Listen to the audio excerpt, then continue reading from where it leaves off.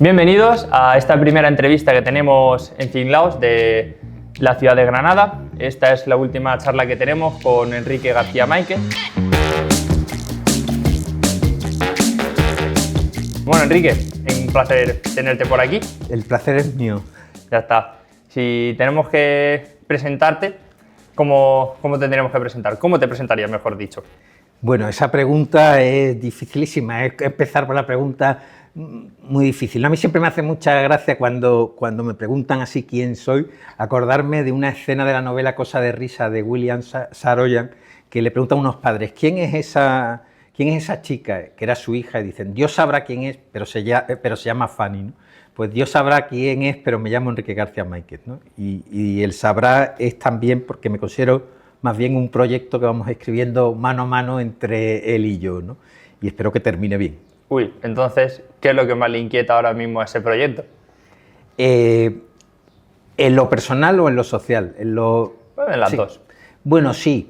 En lo personal me inquieta no estar a la altura del cariño de la gente. Últimamente muchísima gente me han cogido así como cariño, mis lectores, que no son muchos, pero son los mejores, y uno piensa, bueno, a ver si no los defraudo, ¿no? Eso en lo personal.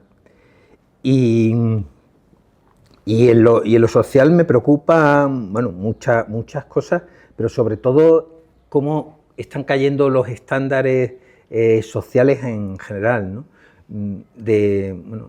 De cultura, de educación, de estudio, de esfuerzo. Veo que hay como una especie de decadencia, mires a donde mires, que me preocupa mucho, ¿no? Me preocupa qué mundo voy a dejar a mis hijos. Por supuesto en la naturaleza, porque como buen conservador soy conservacionista, pero veo que eso es transaccional, que hay una preocupación general, a veces una preocupación contraproducente, pero también en estas otras cosas, ¿no? En el entorno cultural, en el medio ambiente social, digamos, también me preocupa esta caída de los niveles, ¿no? O sea, que tú dirías que está... ¿Y qué implica esa caída de estándares? Es decir, ¿cuál es el tema de que no vienes a hablar? Bueno, lo que implica como problema, yo vengo a hablar de una propuesta de remedio, pero lo que implica como problema lo detectó Antonio Machado fenomenal, cuando dijo, qué difícil es cuando todo baja, no bajar también.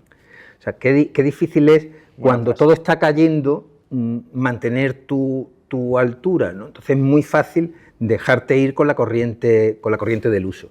Y vengo a haceros, yo creo que la propuesta de solución más hacedera, que es la nobleza de espíritu. A veces pensamos que la resolución tiene que ser social, que tiene que haber un arreglo político, un arreglo, y con eso escurrimos el bulto de nuestra responsabilidad personal. Y un poco lo que pretendo con esto es decir, bueno, tú exígete a ti mismo, pelea tú tu batalla y luego, sumando muchas peleas, pues mejorará todo, ¿no? O sea, de la nobleza de espíritu, pero ¿cuál dirías que es esa característica principal de la nobleza de espíritu? Porque al final podemos encontrar muchos palos, ¿no?, en cuanto a construirse como persona, pero si tú tienes que quedarte con algo, a lo mejor con un pilar muy fundamental, ¿con cuál te quedas? Vale, ahí me vas a permitir que me vaya a los mayores, que eso también es una cosa muy propia de la nobleza de espíritu, y curiosamente todos los tratadistas, los clásicos paganos, los medievales cristianos, los posmodernos, por ejemplo, clásicos Aristóteles, medieval Ramón Llull o Geoffroy de Charnay, actuales Fernando de Savater, dicen lo mismo, que lo que hace la nobleza es la virtud. Aristóteles dice, la nobleza es virtud y riquezas antiguas. Ramón Llull dice, sin nobleza de corazón no vale nada a nadie, ¿no? Pero virtud no solo en el sentido ético y moral, que por supuesto también, ¿no? Sin ser buena persona no se puede ser noble de espíritu, sino también de fuerza, de exigencia, de excelencia, la virtud en su más amplio sentido. Esa sería la característica principal. ¿Y por qué está faltando o por qué está habiendo una decadencia? ¿Cuál dirías que, según tu visión un poco, qué está pasando en la sociedad de hoy que está perdiendo esa nobleza de espíritu? Bueno, están pasando muchísimas cosas, ¿no? Es verdad que vivimos obsesionados con el igualitarismo y toda aquella persona que destaca un poco somos más envidiosos que admirativos. Y eso es un problema. Es fundamental admirar lo bien que entrevistas tú, admirar lo bonito que es Granada, o sea, la admiración y la excelencia en los demás. Y luego también, bueno, la nobleza de espíritu es un ideal como esforzado y somos muy cómodos, ¿no? Eso, digamos que ideológicamente un igualitarismo muy peligroso y en lo personal cierto hedonismo, cierto nihilismo, cierto cinismo generalizado. Vale, aquí pues, entonces me surge la pregunta, ¿no? Entonces, ¿qué? ¿Cómo atajamos ese problema? En el sentido más práctico de la palabra, ¿no? Porque al final sí que es cierto que pues, a día de hoy no hay mucho contenido de desarrollo personal, mucho contenido de autoayuda, etc., ¿no? Pero al final, ¿cuál es la parte práctica de esa filosofía? Claro, bueno, es fundamental la práctica. El dicho este de Minaya en el Cid, de lengua sin manos, ¿cómo osas hablar? O sea, hay que hacer cosas y poner manos a la obra, ¿no?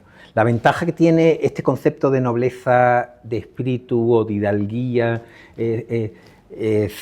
o de aristocracia de intemperie, como lo usaba Juan Ramón Jiménez, es que en el fondo todos tenemos, el ser humano tiene cierto instinto de superación, todos aspiramos a lo noble. Es un poco usar esa energía nuclear que todos tenemos en nuestra alma de querer ser mejores, ¿no? Y bueno, entonces se trata de llevarlo a tu propia vida, ¿no? Frente a la autoayuda, ¿no? que está funcionando regular, porque cada vez se venden más libros de autoayuda, lo que significa que los primeros que compramos no nos ayudaron. Se ha creado una especie de círculo vicioso. Es muy importante en la hidalguía sentirse arraigado, sentirse parte de una estirpe, mirar a tus mayores, sean lo que sean de estudios o de familia, con agradecimiento, saberte heredero de unas virtudes, saberte heredero de una forma de ver la vida. Y saber también parte pues, de un lugar, saberte fiel a unas tradiciones pues, locales, culturales, etcétera, ¿no? Entonces, yo creo que la novedad de este modelo es que no es una autoayuda autoinventada como el barón de Munchausen que se saca del pantano tirándose de su propio pelo, sino que es saberte heredero sobre todo, ¿no? Por eso a mí me gusta muchísimo la palabra española de hidalgo, ¿no? Que es el hijo de algo, que no, hidalgo significa hijo de algo, hijo en tu condición principal es ser hijo de tus padres y de tus padres, de los que con sus cosas buenas y malas, como todos los padres y todos los abuelos y todo, pues tienen virtudes de las que nos sentimos, digamos, depositarios. Eso es sentirse resguardado por la historia y por el peso de tu familia y tal. Yo creo que es muy potente y que sí que sirve como solución, ¿no? A la horizontalidad de la época. Claro, porque tú dirías, centrando a lo mejor de manera más personal en los jóvenes, ¿no? Tú dirías que nos falta nobleza de espíritu, ya intuyo un poco la respuesta, pero ¿cómo ves tú la nobleza de espíritu en los jóvenes a día de hoy? Bueno, al final los jóvenes un poco son el futuro del país y la base del futuro está mal. Yo soy un forofo de los jóvenes, soy profesor de instituto y profesor de instituto muy entusiasmado con mis alumnos, que son lo mejor del instituto. Yo creo que los jóvenes sois especialmente receptivos a estos ideales nobles. Incluso en mi libro han puesto edad 18 años y yo estaba fastidiadísimo porque digo, es que creo que con 16 años se puede leer el libro, pero un amigo me dijo, mira, si pone 16 o 15 años, los de 15 años no lo van a leer, si pone 18 se van a animar a leerlo. Claro. Yo sí creo que los jóvenes sois especialmente receptivos a un ideal de vida alto y de alguna manera aventurero, ¿no? Yo siempre pongo el ejemplo de la de series que funcionan con referencias medievalizantes, ¿no? desde El Señor de los Anillos, ¿no? Que le encanta a la gente. Bueno, El Señor de los Anillos es un himno a la nobleza de espíritu, ¿no? Aragorn es el rey legítimo, la compañía, cumplir la palabra, el honor, la jerarquía. Pero es que incluso la Guerra de las Galaxias, pues los Jedi son una orden militar. Incluso una cosa así mucho más gore y tal, como es Juego de Tronos, también las estirpes tal en Dune, unos son los duques, otros son las casas, tal. O sea, hay como un anhelo, y que se ve en los éxitos de ficción, un anhelo de sentirse reconocido, de sentirse parte de una tradición, de sentirse como encarando un destino. ¿Y cuál es entonces la mayor dificultad que encuentran los jóvenes para perseguir esa nobleza de espíritu? Claro, bueno, hay muchas dificultades prácticas, ¿no? Porque yo no quiero como hablar de una nobleza de espíritu fantasmal. En plan, hay que ser... Por ejemplo, que haya dificultades para comprarse una casa y formar una familia, me parece un problema muy gordo para la nobleza de espíritu. Porque, como dicen muy bien los ingleses, mi casa es mi castillo, aunque sea un piso pequeño, ¿no? Entonces, yo creo que el acceso a la propiedad, el acceso a tu propio trabajo es un problema. Claro. Es más fácil ser señor. Bueno, digamos que es más fácil ser señor con tu trabajo, tu sueldo, tu casa, tu familia, ser un pater familia, ¿no?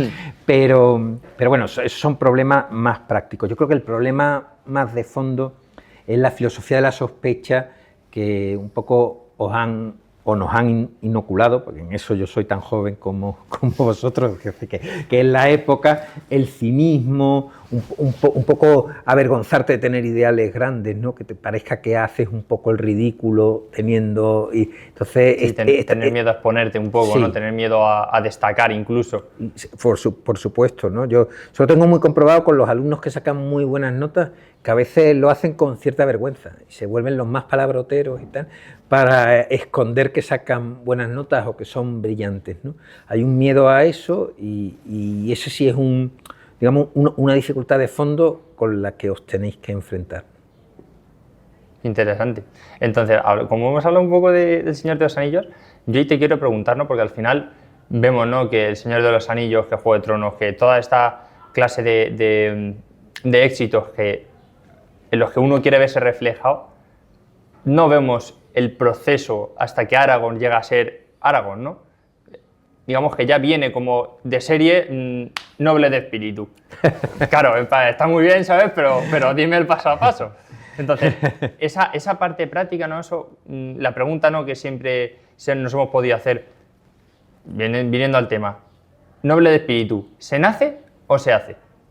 Bueno, mi tesis, que además es la tesis correcta, porque si no pensase eso no sería la mía, pero la tesis correcta es que noble de espíritu nacemos todos. El problema es que o nos deshacen, la sociedad nos deshace, o que nosotros no hacemos por hacernos, digamos, por seguir el juego de palabras. Elegimos no hacernos, pero por nacimiento todos tenemos, que luego en la charla lo explicaré un poco mejor, pero todos tenemos esa vocación para ser los dueños de nuestra alma, los capitanes de nuestro destino, ¿no? Nacemos con eso de serie.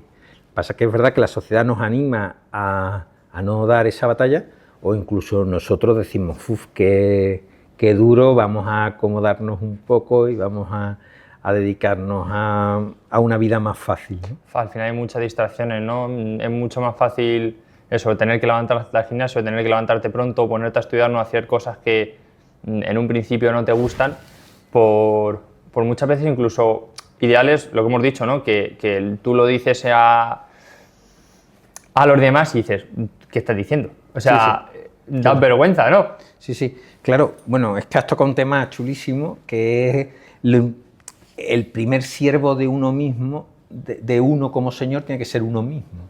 Y uno tiene que ser el mismo dueño de sí mismo, ¿no? O sea, que el hecho de decirte tú como señor, levántate y ve al gimnasio, eso implica que eres dueño y tú como siervo tienes pereza, pero vas al gimnasio. ahí está el señorío, mucho más que en otra cosa, en ese dominarte. dominio sobre ti mismo, ¿no? Esto lo dice Sócrates, que le hizo mucha gracia, la expresión ser dueño de uno mismo. Pero si uno es dueño de uno mismo, será esclavo también de uno mismo. Pues sí, De tus propios placeres, ¿no? claro, de decirte, oye, pues tengo que estudiar, oye, tengo que hacer esto otro, o tengo que... Y es verdad, bueno, pues que eso tiene un punto de exigencia, ¿no? Si te dejas ir, pues al final eres una república desordenada. Que al final es un trabajo continuo también. Es que Sí. yo he tenido épocas, ¿no?, de decir serio, ¿no?, gimnasio, haciendo cosas muy bien, estando realmente comprometido, ¿no? Y en algún momento que tú digas, hoy no, o hoy me apetece menos, y es como que de repente ves que todo se te derrumba y dices, ostras, ¿dónde ha quedado lo que estaba? Y ahora tengo que como que empezar prácticamente de cero. Me parece que tú no necesitas la charla, porque eso es vivir esa cotidianidad de tus propias metas como una aventura continua y como una batalla continua contra ti mismo, ¿no?